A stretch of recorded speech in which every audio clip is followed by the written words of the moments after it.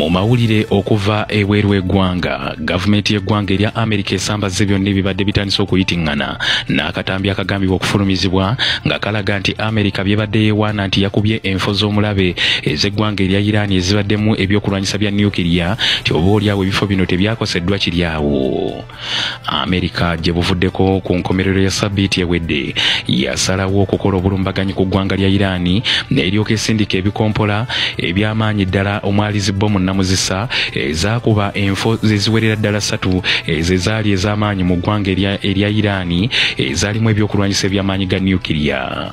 Kyokka waliwo akatambi akatandise okufuluma ku mikutu egy'enjawulo olunaku lwajjo omuli n'emikutu gya TV egitali gimu nga kalaga nti abakulu mu ggwanga lya Amerika beeraliikirivu olw'okuba ebifo bino yadde baabikubye naye tebyakoseddwa.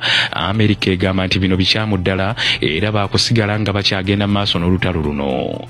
Kyokka omukulembeze w'eggwanga lya Amerika John Fred Donald Trump mu kwogera kwategeezezza nti ekituufu akatambi ako kakyamu, naye n'ayongera okukinyikiza nti ayagala wabeerewo embeera ey'emirembe era n'okuteeseganya wakati w'eggwanga lya Isirayiri awamu n'eggwanga erya Iran bwe baatandika olutalo luno.